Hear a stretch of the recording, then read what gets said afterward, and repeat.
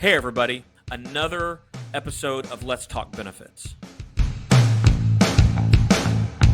Today, we're going to be talking about utilizing employee benefit packages to retain great employees.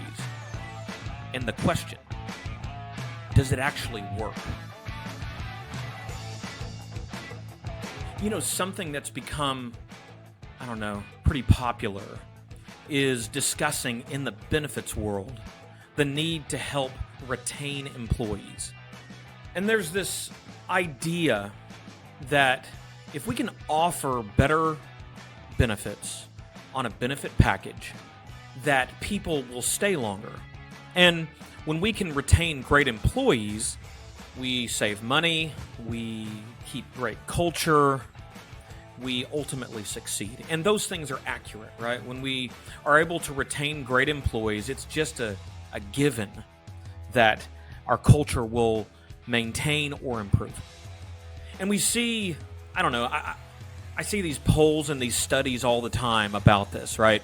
That employees want better benefits. And the better benefit package you have, the better retention you're going to have with great employees. I'm going to play the devil's advocate here, and I'm going to be contrary to this opinion. And I would love to know your take. I'm about to be 48 years old, and I've had benefit packages. I've sold benefit packages. I've been a carrier who helps brokers put together benefit packages. And I don't think that's accurate.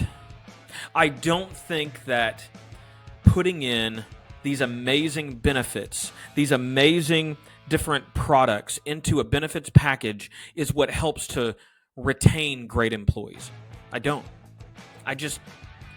To me, there's too much common sense that I've got to wipe away to believe that. Okay, so walk through it with me. You've got an employer who has a couple of benefit plans. One of them is a $1,000 deductible plan. One of them is a $2,500 deductible plan. One of them is a HDHP HSA, and they contribute $100 a quarter to the HSA. They have a dental plan. They have a vision plan. They have virtual care. They have all of your voluntary products, just like everybody else. They do pet insurance. They do unlimited PTO. They do all of these things. They do wellness. They have an EAP program that's amazing. They have this system that allows you to go in and use points to buy things based upon different criteria that you meet at the office. It is like what you would call a souped up benefits package. If it's not affordable, if you can have all of those things, I can have a $0 deductible plan. If it's not affordable, employees don't stay. I don't care how much money they make. So the idea that we can offer better benefits packages and it will keep employees at our place of business, to me, is incorrect. It's incorrect. Everything has to do with the bottom line. It's the bottom line. And I don't even care how much that person makes a year. It doesn't matter. And I think we've seen that, right? Retention of employees doesn't really take into account how much money they make. Because if they can make 80 grand where you are, it means they're worth 80 grand. They can make 80 grand somewhere else. Now, yes, it depends upon the job market and could they go somewhere else and are there enough jobs in the market right now for that? And the higher you get, the more money you make, the less opportunities there are from a standpoint of that particular job. But if that's the case, it's not the benefit package keeping them there. It's the fact that they are now making so much money that the market has shrunk for them. Has nothing to do with the benefit package. Retention of employees, let me step back and say, I'm not going to say that it's not a factor having a great benefits plan. If someone has one package and it's a $5,000 deductible plan and that's it, and they have a dental plan that's crap and a vision plan that, well, all vision plans. Sorry, vision people. Sure, that package compared to something that's more robust could move someone here or there. But that's not what we're talking about for the most part. What we're talking about is everybody has, by and large, 3 or 4 packages they can select for major medical. And they're all using pretty much the same carriers if it's a fully insured product, right? Almost everybody has a dental and vision plan if they're offering benefits. And it's super easy to go get Aflac or Colonial or Chubb or MetLife or someone else to come in and bring the voluntary products. So, yeah, if you have the really, really crappy, I'm just throwing this stuff out there, it's not very good, yeah, that could be an issue. But that's not what we're talking about here. I see consistently people say, you've got to offer these products. The more of these kind of products we offer, the better chance you have to retain your employees. Offer pet insurance. Offer whatever else is a fad at this moment. What's the latest and greatest fad? And this will help you maintain and retain employees. And I'm telling you that the HR people, by the way, HR, if you're watching this, you know I'm accurate. You know I'm telling the truth. You putting in a pet insurance plan is not helping to maintain or retain those employees unless you're paying for it for them. If you're giving it away, then yeah, that starts to become something good, but that's about budget. That's about whether or not they can afford this plan. And so I'm going to tell you right now, from someone who's been a broker, from someone who's been a vendor on the carrier side, from someone who has taken part in benefits packages, and from someone who has said no thank you to benefits packages. Retention of the employee has less to do with all these fancy bells and whistles and more to do with affordability. Can the employee make it monthly on the amount they think they need to spend for benefits? You've all seen it before. When you go into an open enrollment meeting, almost every single employee comes in and they have a dollar amount in their mind that they do not want to go over. There's a certain amount of money every month that they don't want to come out of their paycheck. It's different for everybody. Some people it's $300.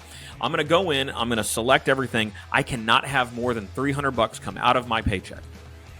Maybe it's $500, maybe it's $600. If you have a family and you're just used to it, maybe it's $1,200. There's a number though for everybody. And once you get to that number, they're not going to go over it. And once they feel like they have to go over it, once they feel like in order to get good benefits, they've got to go over that threshold, that's when employees start leaving, or at least start looking at other options. It's not about the depth and the breadth and all the fatty kind of products, fad-y, not fatty. It's not about those products. It's about affordability of what is being offered. That's it. And so when I've come in the past and I've consulted with HR teams, and the idea of employee retention comes up from a standpoint of those benefits, almost every single time I ask them this: what is your contribution? What are you contributing? What would happen to retention if you contributed more? And the cost of contributing more, does it outweigh what you lose if you have to lose an employee and then retrain someone new? Right? That's the first thing I ask. The second thing is, what is it that you could add in as employer paid? Are there different programs that you could add in that would be employer paid that your competing companies aren't offering? Okay, so we mentioned pet insurance and things like that. You offering pet insurance to your employees will not in and of itself increase retention for employees who are looking to leave. Don't buy it. It will not happen. But if you say, hey, we're going to pay for the first pet. Everyone who has a pet will get free pet insurance on the first pet. That could help, because you're cutting down that amount of money that they know they can't go over from a spending standpoint on a monthly basis. It's one of the reasons that the org I work for, Revive Health, it's employer paid. Because if it's employer paid, it's an automatic, actual, real, physical benefit to the employee. It's not something that we're saying, hey, here's something that would be great, but you've got to pay for it all yourself. Well, again, if it's not major medical, if it's not dental, remember that wheel of benefits? If it's not somewhere at the very top of that wheel of benefits, that's top of mind, that they talk about all the time, they feel pain on when they don't have it. If it's not there, they're not going to buy it from a voluntary standpoint. It's why products at the back of the wheel of benefits, and I'll show you a picture of that. It's why products that are at the end of that wheel of benefits, the utilization and the percentage of people who purchase them are so low because they're not top of mind.